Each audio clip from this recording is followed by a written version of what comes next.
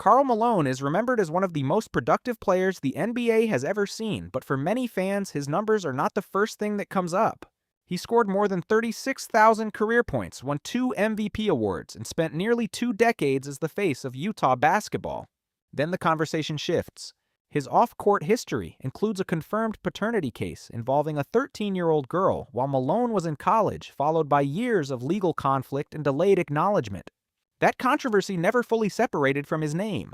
On the floor, Malone was also known for hard elbows, brutal screens, and the kind of physical power forward play that left opponents furious.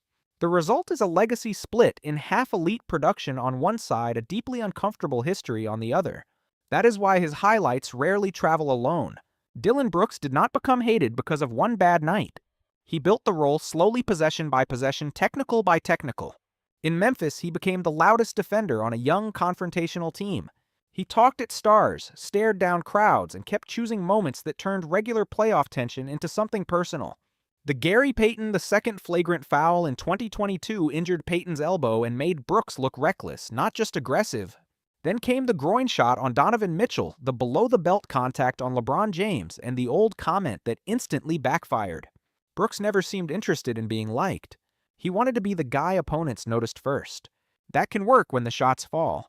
When they do not, the same attitude turns into a league-wide target overnight because the act suddenly looks louder than the production itself on court.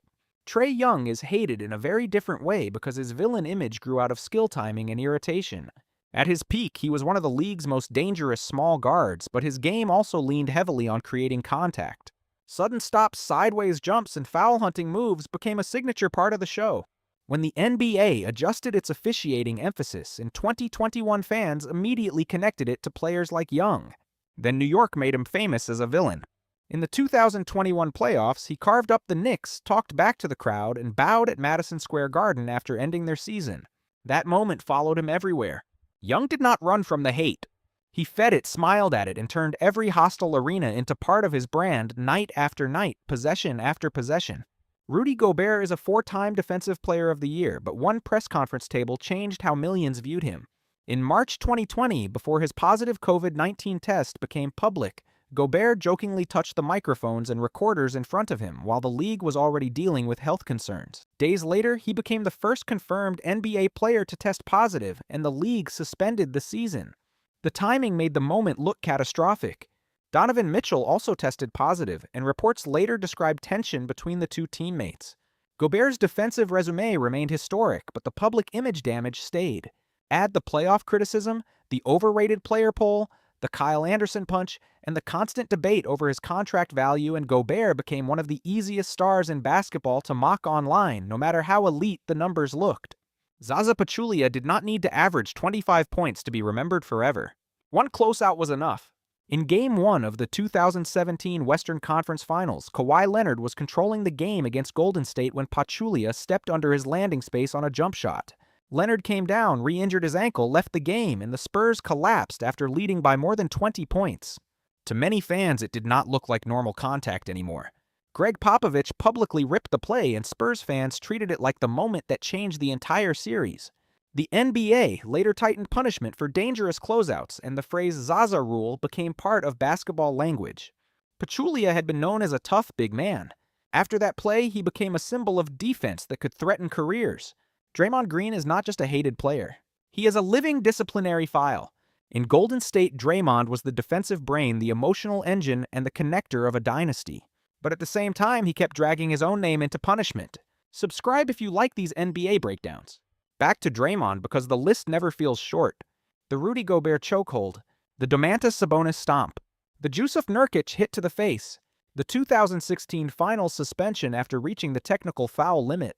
Then the Jordan Poole practice punch caught on video exploded the Warriors' private tension into public view. What separates Draymond is that the NBA stopped treating his incidents like isolated moments. They started treating him like a repeat offender. Once your own history becomes evidence against you, that reputation almost never resets. Bill Laimbeer was the kind of player who made an entire generation hate Detroit before the game even started. On the Bad Boys Pistons, he was not just the starting center. He was the clearest symbol of the idea that if opponents wanted the rim, they had to pay for it. Laimbeer hit bodies in the air, crashed rebounds, set brutal screens, and lived on the edge of what officials would allow. Larry Bird, Kevin McHale, Michael Jordan, and plenty of stars had to deal with that version of basketball. The thing is, Laimbeer never tried to be likable. He accepted the boos. Sometimes he seemed to enjoy them. Detroit turned irritation into an identity, and Laimbeer became its face. As the NBA tightened flagrant foul rules, his legacy remained simple. He was a player the league had to evolve beyond. Grayson Allen entered the NBA with a problem very few rookies want. People already hated him. At Duke, he was not just a good player on a program many fans disliked. He became the face of viral tripping clips. Ray Spalding, Florida State, Elon. Then another incident against North Carolina. Too many moments came too close together for people to keep calling them accidents. Duke suspended him, stripped him of the captaincy, and the media turned him into college basketball's perfect villain. But the story did not end in the NCAA. In 2019, Summer League Allen picked up 2 flagrant fouls in a matter of seconds and got ejected. To viewers, that looked like proof the old image had followed him. He could change teams' roles and levels.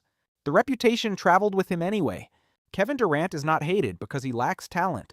He is hated because many fans believe that talent chose the easiest road available. In 2016, Durant left Oklahoma City right after losing to Golden State despite holding a 3-1 lead in the Western Conference Finals. Then he signed with that same Warriors team, a roster that had just won 73 games. One decision changed his public image almost instantly. He went from a superstar people sympathized with to the face of an unfair super team. 2 championships and 2 finals MVPs did not erase that feeling. Then the burner account situation made it worse. One of the greatest scorers ever was caught using alternate accounts to defend himself and criticize his former team. With Durant, the issue is never greatness. It is how people choose to frame the path toward it. Patrick Beverley built a career by becoming the player nobody wanted to see across from them.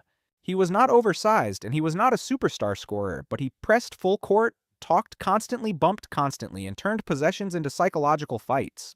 That helped him make 3 all-defensive teams, but it also kept his reputation near the edge. In 2021, Beverley shoved Chris Paul from behind in the Western Conference Finals and was suspended. In 2022, he pushed DeAndre Ayton and got punished again. Then in the 2024 playoffs, the situation moved beyond trash talk when he threw a basketball into the stands and received a 4-game suspension. Around that same period, removing a reporter from an interview for not subscribing to his podcast only made his image stranger. Beverley wanted to irritate people. Sometimes he went past basketball. Miles Bridges is a case where the hate does not come from a dirty play, trash talk, or a team change. It comes from an off-court record far more serious than basketball drama. In 2022, Bridges was arrested on domestic violence allegations with disturbing reported details involving injuries and children being present. He later pleaded no contest to a felony charge and received probation. The NBA investigated and issued a 30-game suspension without pay, one of the longer recent suspensions tied to off-court conduct. Before that, during a play-in loss, he threw his mouthpiece into the stands and hit a teenage fan, resulting in a $50,000 fine. But the biggest backlash came when he returned to play. For many fans, the question stopped being about what Bridges could do on the court. It became why the league and teams allowed the comeback at all. Kyrie Irving is one of the most gifted ball handlers basketball has ever seen, but his reputation became much bigger than the highlights. In Cleveland, he hit one of the biggest shots in NBA Finals history. Then he requested a trade away from LeBron James. In Boston, he arrived as a franchise savior, talked about leadership, then left after a disappointing playoff collapse. In Brooklyn, the controversy exploded. He missed major time because of New York's vaccine mandate, turning every Nets game into a debate bigger than basketball.